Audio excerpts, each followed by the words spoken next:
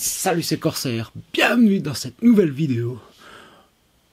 Achat de films spécial Halloween.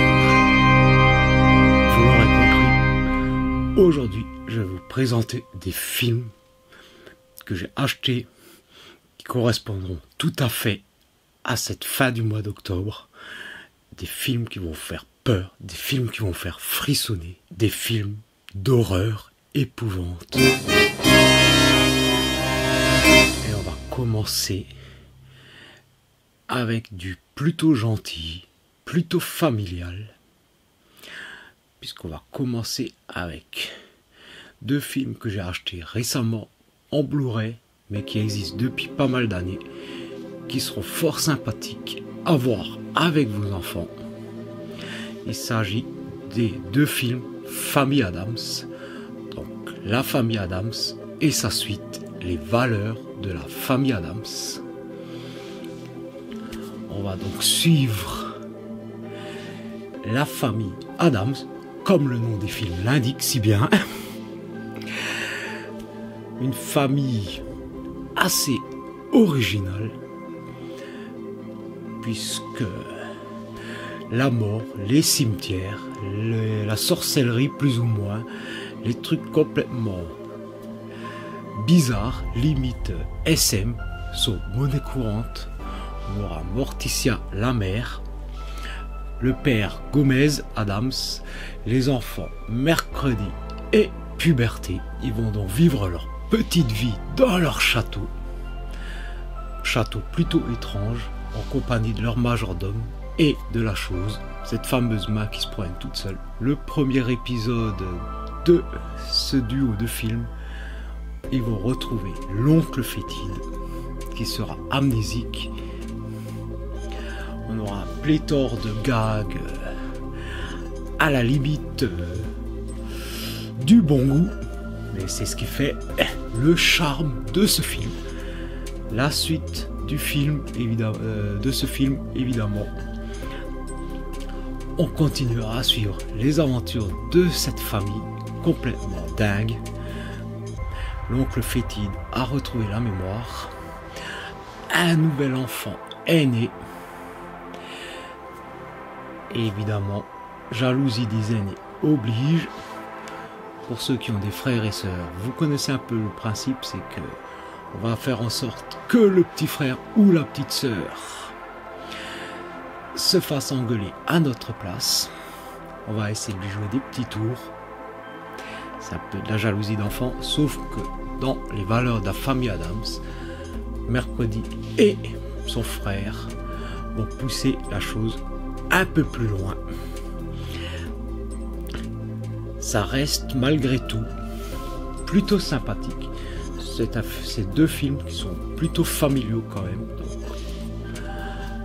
à faire un peu peur aux enfants. Ça reste de la comédie un peu horrifique. Il n'y a pas de gore, pas de sang. Pour ceux qui connaissent les films, vous savez de quoi je parle. Ça peut être sympa pour des enfants, alors pas des tout jeunes, mais des pré-ados, une douzaine d'années, ça pourrait les intéresser. On va continuer ensuite par un genre que j'aime bien, le film de zombies, avec La Nuit des Morts Vivants, Réanimation, un film de 2011, alors que j'ai trouvé au marché aux puces en DVD pour 1 € le film. J'aime bien les zombies, donc je me lâche. À la mort de leur père, deux frères héritent de la morgue familiale et l'un d'eux déverse par accident des déchets toxiques sur des cadavres non encore incinérés. Et cela a pour conséquence de réanimer les morts. Cet homme voudra également réanimer son père récemment décédé. Son frère découvrira ce qui se trame, mais il sera trop tard. Je ne sais pas ce que vaut le film. C'est un film de zombies. J'aime bien le pitch de départ. Au moins, on a une explication aux zombies. Même si c'est capillotracté, comme souvent, ça peut rester un film qui peut être plutôt sympathique pour amateurs de zombies. Je n'en dirai pas plus, n'ayant pas encore vu le film. Ça va être une découverte pour moi également. On va continuer avec une autre découverte pour moi. The Banshee. Donc c'est un film qui date pareil de fin des années 2010 je crois, avec dans les rôles principaux notamment Lauren Holly. Donc pour ceux qui ne la connaissent pas, c'était la directrice Shepard dans la série NCIS. Lance Henriksen qu'on aura entre autres vu dans Terminator, le flic dans le premier Terminator. De quoi ça parle?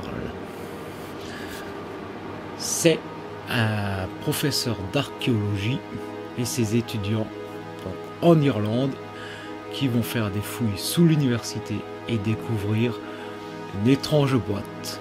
Au moment d'ouvrir la boîte, un cri sera entendu par tout le monde. La Banshee, pour ceux qui ne le savent pas, est issue du folklore nord-irlandais. Créature mystique, tantôt ravissante jeune femme, tantôt femme hideuse. Le point commun de toutes ces versions est toujours que son cri annonce la mort. Lorsque vous rencontrez une Banshee, que vous entendez son cri, vous êtes sûr que vous ou l'un de vos proches va mourir. Évidemment, je n'ai pas vu le film, je ne sais pas ce que ça peut valoir. C'est intéressant pour une fois d'avoir quelque chose de différent, un être issu d'une mythologie un peu moins connue, la Banshee. Un film donc à découvrir. On va passer à présent sur quelque chose de normalement bien plus connu. The Ring. Non pas le remake américain, mais les versions originales issues du Japon. Pour ceux qui ne connaissent pas, il faut revenir aux années 90 lorsqu'elles existaient encore, les fameuses cassettes vidéo, les VHS.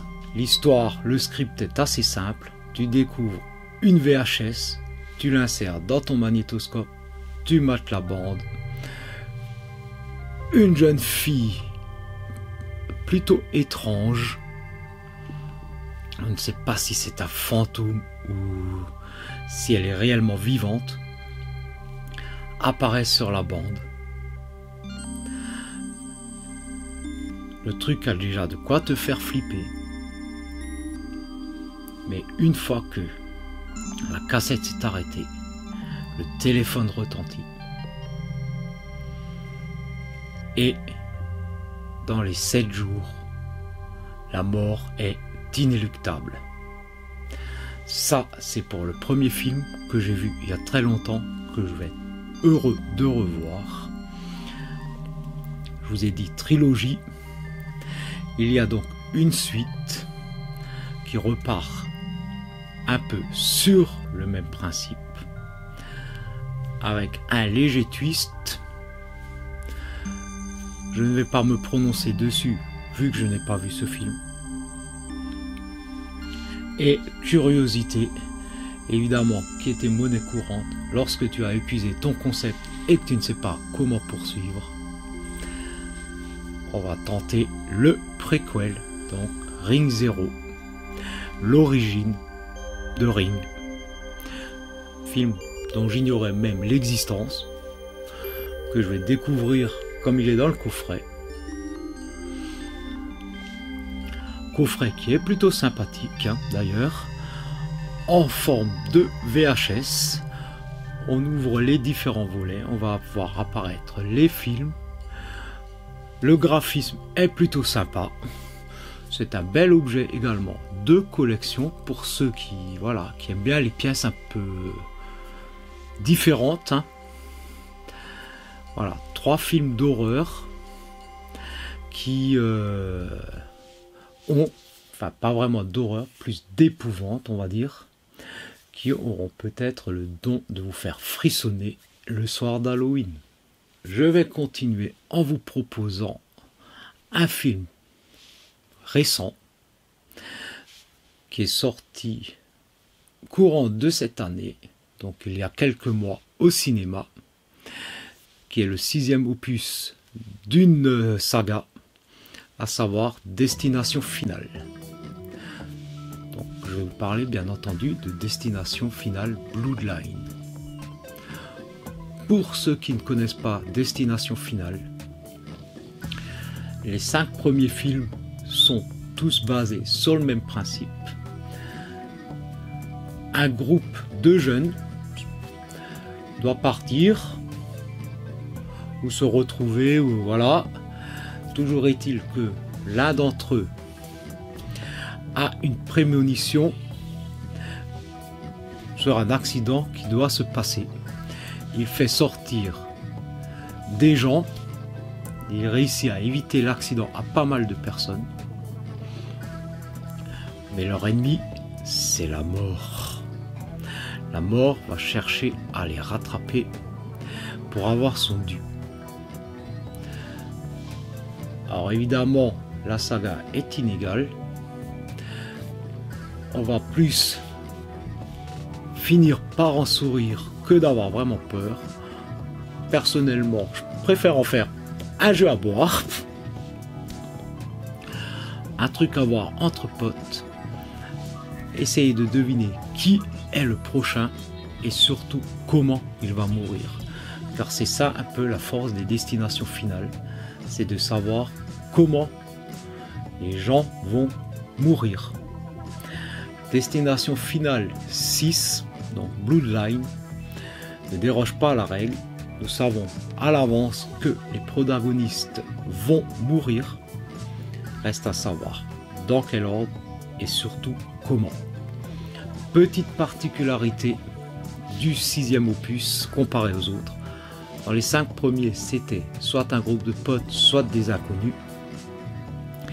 Ici, il s'agit d'une seule et même famille. On va découvrir que leur histoire remonte à très loin dans le temps. On le découvre, c'est la scène d'ouverture du film d'ailleurs, qui nous met le contexte. Et donc, connaissant les règles de Destination Finale, comment vont-ils faire pour tenter d'échapper à la mort? Ça reste plutôt fun. Il y a des moments où je dois avouer que au cinéma, j'ai même plutôt rigolé.